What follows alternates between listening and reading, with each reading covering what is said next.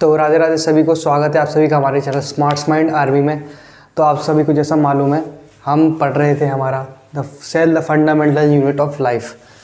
हाँ, हालांकि मैं आपको बताना चाहूँगा कि हमारे बहुत दिनों से लेक्चर नहीं आ पा रहे थे। उसका कारण ये था कि हम थोड़ा बिज़ी हो गए थे अपने दूसरे कामों में, जैसे कि एग्ज़ामिनेशंस और इन सब में, जिसके कारण क्या हुआ, हमारे लेक्चर पोस्टपोन करने पड़े या फिर 22 दिसंबर के बाद अपलोड करने पड़े। अब जो लेक्चर्स हैं वो रेगुलरली आएंगे आपके पास, बिल्कुल कोई दिक्कत नहीं होगी। आगे से ये मेरी जिम्मेदारी है और किसी में भी कोई फॉल्ट नहीं होगा, कोई दिक्कत नहीं होगी। और हाँ, जो शीट्स अपलोड करने वाला था मैंने फर्स्ट चैप्टर की आपको कर दी है। कम्युनिटी पोस्ट देख लिया करो, ठीक है, यूट्यूब पे जाके। और बाकी सब की भी कर दी जाएंगी जल्दी, ठीक है। तो देखो, हम क्या पढ़ रहे थे, आपका cell the fundamental unit of life. Cell है नहीं इसका वैसे चैप्टर का नाम, the fundamental unit of life है, पर उन्होंने लिख दिया, ठीक है। तो क्या पढ़ लिया था हमने अब तक? आपका जो हम पिछला टॉपिक चल रहा था वो हमारा था प्लाज्मा मेम्ब्रेन, ठीक है। अब हम पढ़ने वाले हैं क्या? Cell wall. सेल वॉल, ठीक है, आ जाओ भाई हैं। अब तो हमारा जो टॉपिक जो शुरू हो रहा है वो है सेल वॉल। सेल वॉल का क्या मतलब होता है? सेल वॉल भैया, सेल वॉल, वॉल का मतलब वॉल यानी दीवार। दीवार का काम होता है प्रोटेक्शन देना। प्रोटेक्शन किससे? जो आपकी घर की दीवार होती है उनका काम होता है विंड से और आपकी बारिश, तूफान, इन सब से प्रोटेक्शन देना आप सभी को। ऐसी जो सेल की वॉल होती है उसका भी कुछ काम ऐसा ही होता है, ठीक है। उसके काम के बारे में अभी मैं आपको बताऊंगा।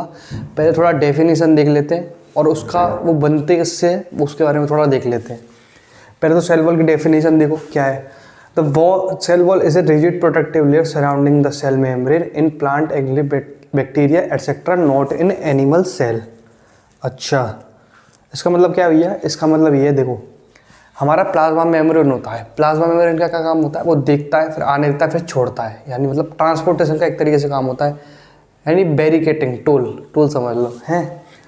जो सेल वॉल होती है ना, एक तरीके से पुलिस होती है। मैं आपको बताऊँ सेल वॉल क्या होती है? पुलिस एक तरीके से। कैसे? सेल वॉल क्या करेगी? सेल वॉल बिल्कुल रिजिड रहती है। सेल वॉल एक प्रोटेक्टिव लेयर की तरह काम करती है, यानी सेल को डैमेज होने से बचाती है, हैं। और ये किस में पाई जाती है? प्लांट, एल्गे, बैक्टीरिया एटसेट्रा में। प्लांट, एल्गे, बैक्टीरिया एटसेट्रा का मतलब क्या है भैया? प्लांट, एल्गे, बैक्टीरिया का मतलब है, अभी क्या बोल रहा हूँ, तुम्हें तो मालूम ही होगा। तो देखो हैं, इतनी बात क्लियर हो गई होगी। अब आते हैं सेल वॉल। सेल वॉल जो होती है ना आपकी, वो मेड अप होती है सेल्यूलोज की।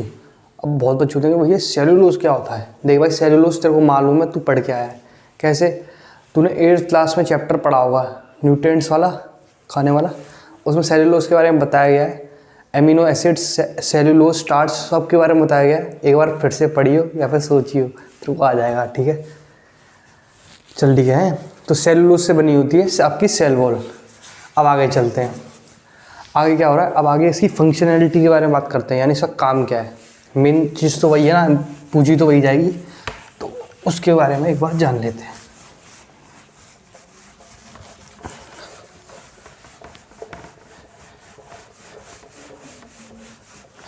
क्या बोल रही है सेल वॉल? फंक्शन या फिर कहूँ वर्क। सेल वॉल का वर्क क्या है? पहले हिंदी में समझो। हिंदी में क्या बोल रहा हूँ देखो, हिंदी में जो सेल वॉल होती है उसका मेन काम क्या होता है?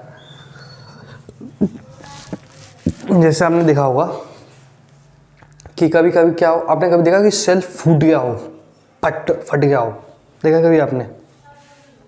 बताओ। एनिमल सेल फट जाता है, एनिमल सेल जो होता है हमारा फट जाता है। पर कभी आपने देखा है कि कभी एक पत्ता होता है, जैसे कोई पत्ता पेड़ से गिरा, ऐसे मान लो लीफ है, तो आप एक चीज़ देखना, कभी कभी क्या होता है कि वो यहाँ से बिल्कुल ब्राउन है और यहाँ से क्या है, पूरा ग्रीन है। ऐसा क्यों नहीं है कि पूरा ब्राउन है? ऐसा क्यों नहीं है कि पूरा ग्रीन है? बताओ। आपने देखा होगा कभी गिरे हुए पत्तों को?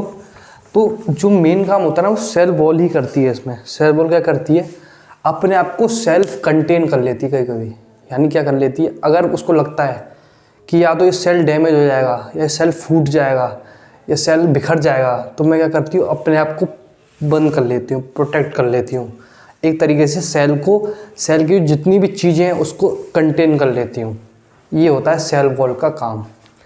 जिससे क्या होता है कि जिस रीजन में सेल वॉल ने अपने आप को लॉक किया वो तो सूखा रह जाता है, बाकी जो साइड बाइड में अपना काम करते रहते हैं। ठीक है, तो सेल वॉल का पहले एक एग्जांपल देखते हैं। ये तो हुई मेन बात। अब जो आपकी बुक में दे रखा है उसको मैं बता देता हूँ एक बार। आपकी बुक में दे रखा है एक प्रोसेस,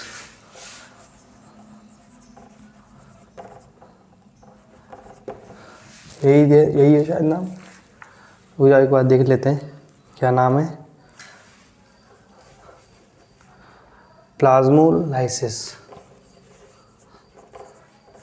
आपकी बुक में दे रखा है ये प्रोसेस प्लाज्मोलाइसिस। अच्छा भैया ये क्या प्रोसेस होता है पहले ये बताओ। तो प्लाज्मोलाइसिस क्या प्रोसेस होता है?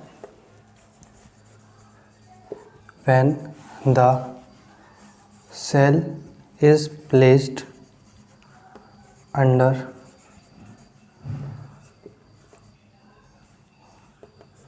solute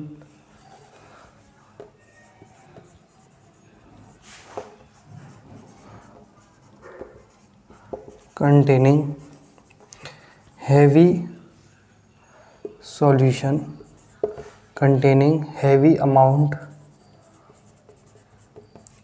of salt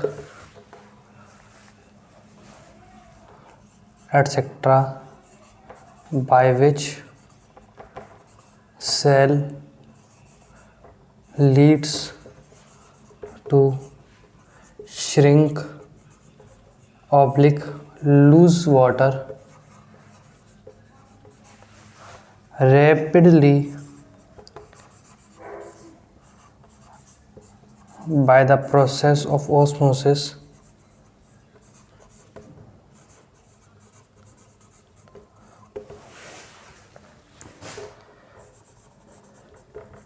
which can ultimately lead cell to burst। ये होता है आपका प्लाज्मोलाइसिस। ठीक है, अब भैया बच्चे बोल रहे होंगे भाई क्या लिख दिया है इतना बुरा। तो इतना बड़ा देखो सिंपल है। क्या बोल रहा है, जो सेल होता है ना आपका, मैंने सेल को रख दिया आपका बहुत ज़्यादा एक ऐसा सॉल्यूशन जिसमें पानी बिल्कुल नहीं है, सिर्फ सॉल्ट भरा हुआ है। सॉल्यूशन पूरा सॉल्ट भरा हुआ है, पानी ना मात्र के बराबर है, पूरे में सॉल्ट भर रहा है। तो क्या होता है, जैसे सॉल्ट भर रहा है, सेल के अंदर पानी है, सेल के अंदर पानी है, तो अब क्या होगा, सेल क्या करेगा, पानी देने की कोशिश करेगा। ये आपको मैं बता ही चुका हूँ, ऑस्मोसिस के सारे प्रोसेस बता चुका हूँ। इससे पिछली वाली वीडियो देख लेना, उसमें समझ आ जाएगा, वरना ये समझ नहीं आएगा। तो ऑस्मोसिस की क्या होगा, जैसे इसके साइड में सॉल्ट पार्टिकल आ गए, तो ये क्या करेगा, अपना पानी देने की कोशिश करेगा। पर ये इतनी ज़ोर से या फिर इतनी जल्दी पानी देने की कोशिश करेगा, जिससे क्या होगा, अल्टीमेटली ये वाटर लूज़ करेगा और सुकड़ने लगेगा, शेरिंग करने लगेगा। जिससे क्या हो सकता है, या तो ये अपनी जो जितनी भी सारी चीज़ें हैं उनको भी भेज दे, या फिर बस्ट कर जाए, फूट जाए। ऐसा भी हो सकता है। क्यों फूट कर सकता है, अगर मैंने तुमसे एक तरीके से छीन ली सारी चीज़ें, बिल्कुल झटका देके प्रेशर आ गया, तो फटने का भी डर रहता है। या तो ओवर कर दो तो भी फट सकता है, या फिर बिल्कुल सुकड़ जाए इंसान, उससे ही फटना हो सकता है। तो ये होता है प्लाज्मोलाइसिस, जिससे क्या होता है कि सेल अपनी हद से ज़्यादा पानी देने की कोशिश करता है, जिससे क्या होता है, उसकी जो चीज़ें हैं वो भी चली जाती हैं, या फिर वो अल्टीमेटली लीड करता है बस्ट होने को या फिर फटने को।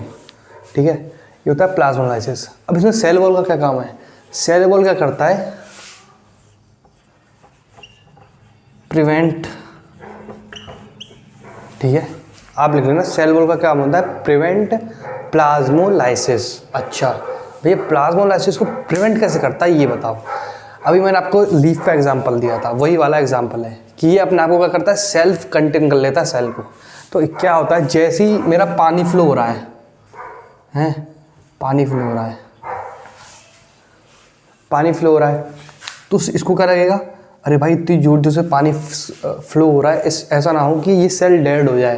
तो क्या करेगा, एकदम से अपनी वॉल्स को लॉक कर लेगा, लॉक, बिल्कुल। इससे क्या हो गया, ये लॉक हो गया। अब क्या है, पानी जाना बंद, और ये हो गया सेल्फ लॉक, जिससे क्या हुआ, इसने अपने आप को बचा लिया, सेल को बचा लिया। बस इतना सा प्रोसेस होता है, यही मैं आपको समझाना चाहता था। ठीक है, तो समझ गए होगे आप सभी।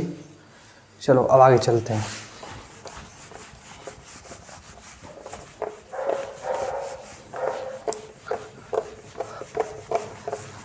अब अगली चीज़ आ रही है nucleus. Nucleus nucleus nucleus nucleus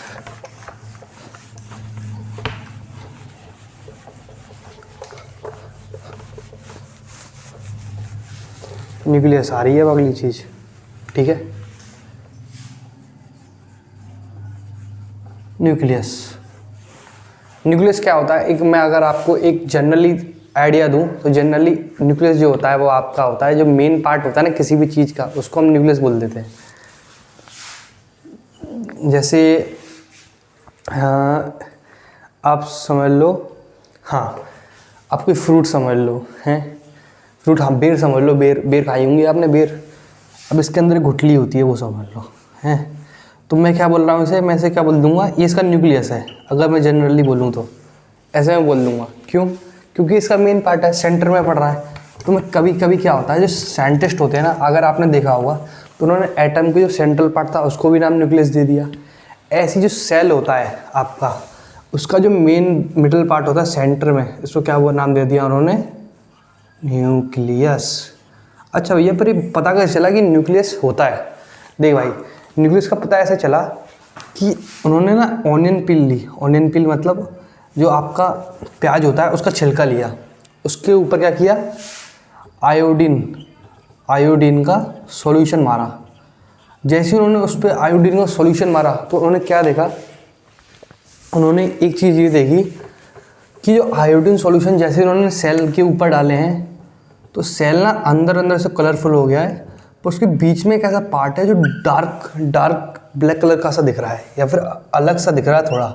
और वो हमेशा एक कंटिन्यूस पैटर्न दिख रहा था उन्हें, कि हमने ऐसे डाला है और अंदर ऐसे बीच में मिडल पार्ट दिख रहा है। तो उन्होंने बोला इस मिडल पार्ट, अच्छा ये मिडल पार्ट, तो इसको उन्होंने क्या नाम दे दिया, इन्होंने इसको नाम दे दिया न्यूक्लियस। बस ठीक है, हैं। अब बात करते हैं न्यूक्लियस की डेफिनेशन की। आपके लिए हमने नोट्स बनाए हैं बहुत बढ़िया। ठीक है, अगर चाहिए होंगे आपको तो भिजवा दिए जाएंगे, पर ये सबके लिए नहीं होते, ये सिर्फ हमारे स्पेशल नोट्स हैं। ठीक है, तो लिख देते हैं पहले न्यूक्लियस की डेफिनेशन और उसका काम भी लिख देते हैं साथ में। ठीक है,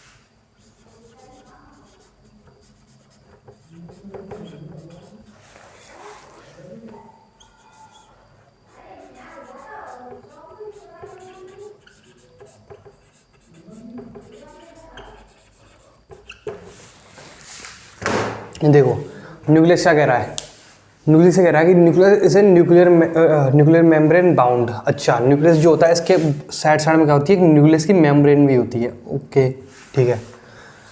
organic which is find in cell, cell में, हाँ ठीक है। It control center of the cell, मैंने आपको बोला था सेंटर में होती है तो सेंटर ऑफ द सेल बोल दिया, ठीक है, कंट्रोल करती है। और उसके अंदर क्या प्रेजेंट होते हैं, इसके अंदर प्रेजेंट होते हैं क्रोमोसोम्स। क्रोमोसोम्स क्या होता है, chromosomes is a structural form of DNA.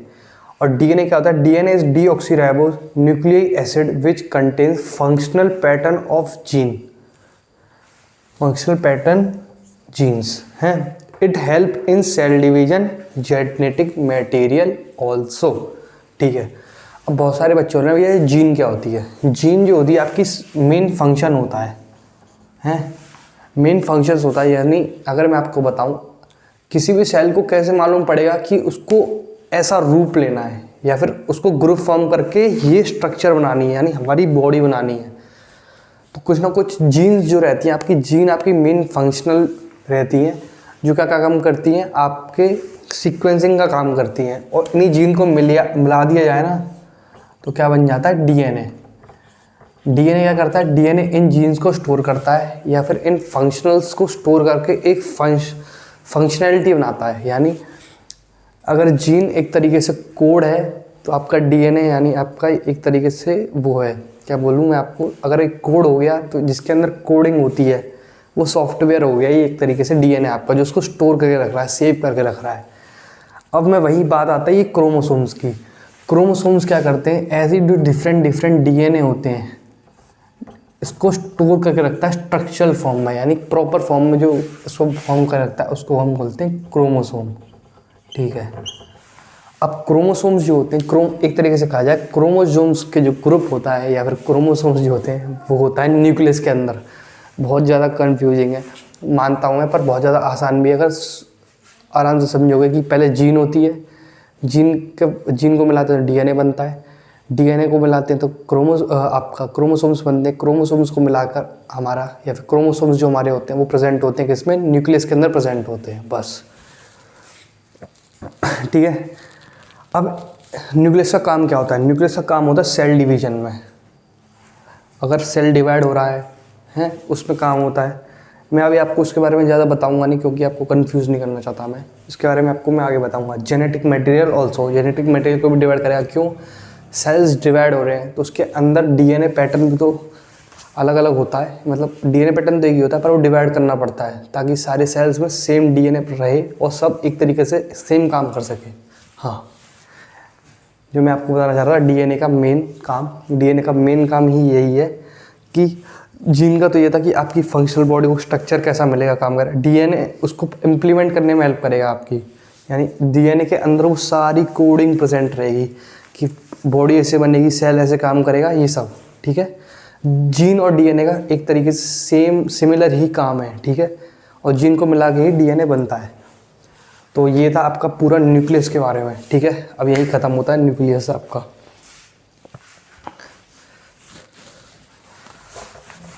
इसी के साथ आपका न्यूक्लियस ख़त्म होता है।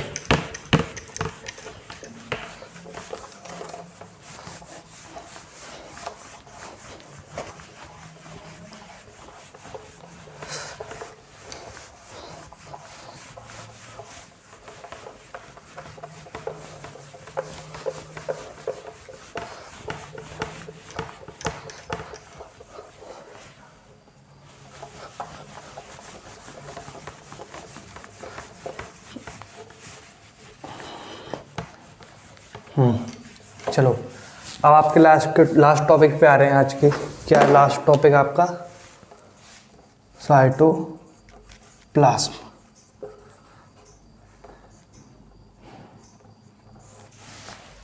बहुत से बच्चे जिन्होंने आगे पढ़ रखा होगा या फिर नहीं पढ़ा होगा उनको मैं बता देता हूँ। एक टॉपिक होता है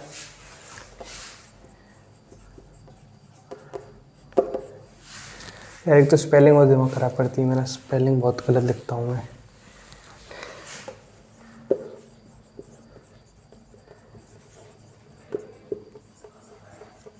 ठीक है, ये आपका एक टॉपिक है यूकैरियोटिक एंड प्रोकैरियोटिक सेल्स, ठीक है। ये मैं आपको आगे बताऊंगा जब मैं सारी इन चीज़ों को पढ़ा चुका हूँगा, ठीक है। ठीक है। अब आते हैं साइटोप्लाज्म पे। साइटोप्लाज्म, अच्छा ये क्या होता है? अभी मैंने आपको दिखाया कि जैसे ऑनियन था, ऑनियन के ऊपर उन्होंने कलर गिराया ना, तो उन्होंने एक चीज़ देखी कि न्यूक्लियस तो वही है, सेल मेम्ब्रेन भी वही है, एक चीज़ है अंदर जो फ्लूइड की तरह एक्ट कर रही है, यानी पानी थोड़ा जेली लाइक लिक्विड है कोई, जिसके अंदर जो है कलर दिख रहा है। अच्छा, इन्होंने इसको क्या नाम दे दिया? साइटोप्लाज्म नाम दे दिया। अच्छा, अब साइटोप्लाज्म जो होता है ये सिर्फ ये क्या होता है, ये पूरी आपकी जो इधर से लेके सब चीज़ अंदर फ्लूइड के फॉर्म में प्रेजेंट है, उसको हम क्या कहते हैं? साइटोप्लाज्म कहते हैं। साइटोप्लाज्म के अंदर आपकी डिफरेंट चीज़ें होती हैं जो डिफरेंट काम करती हैं, ठीक है। यानी एक तरीके से मैं कह सकता हूँ कि साइटोप्लाज्म एक बेस की तरह है, एक फ्लोर हो गया या फिर आपकी एक रोड हो गई, जिसके ऊपर क्या है? न्यूक्लियस नाम का ट्रक खड़ा हुआ है और बाकी सारी सेल ऑर्गेनेल्स, कार, बाइक इसकी तरह खड़ी हुई हैं। मेन जो बेस है आपका वो है आपका सेल ऑर्गेनेली, ठीक है। चलो अब इसकी डेफिनेशन लिखते हैं, काम देखते हैं और इसी के साथ आपका आज का टॉपिक ख़त्म कराते हैं, ठीक है।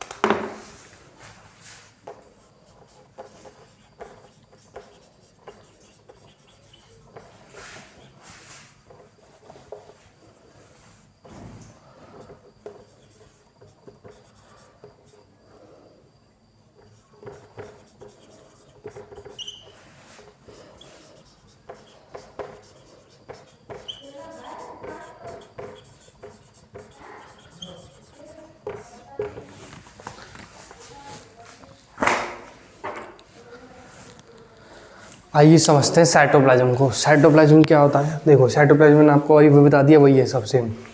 The region under the plasma membrane. Plasma membrane यानी ये जो आपकी इनर की साइड थिन लिक्विड प्रेजेंट होती है सेल वॉल से पहले, वो plasma membrane which contain fluid content, जिसके अंदर ये पानी टाइप लिक्विड टाइप भरा रहता है, उसको हम क्या कहते हैं? साइटोप्लाज्म कहते हैं। साइटोप्लाज्म का क्या काम होता है? साइटोप्लाज्म क्या करता है? एक तरीके से बेस की तरह एक्ट करता है या फिर इसके ऊपर ये जगह देता है बाकी सेल ऑर्गेनेल्स को काम करने के लिए, ठीक है। बस इसका काम इतना है और कुछ नहीं। तो इसी के साथ आपका आज का टॉपिक समाप्त होता है यहीं पर। आशा करता हूँ सभी को समझ में आया होगा। तो लिख दीजिएगा कमेंट में, ठीक है, कि अच्छा लगा कि नहीं, और क्वेश्चन भी पूछ लिया कीजिए, उसमें मैं आपको बता दिया करूँगा। और मैं संडे को शायद हो सके तो लाइव आया करूँगा डाउट के लिए, ठीक है। शायद हो सके तो मेनली आने की कोशिश करूँगा, ठीक है। तो इसी के साथ आपका ये टॉपिक आज यहीं पर समाप्त करते हैं। सभी को पढ़ने के लिए बहुत बहुत धन्यवाद और सभी को मेरी तरफ से राधे राधे।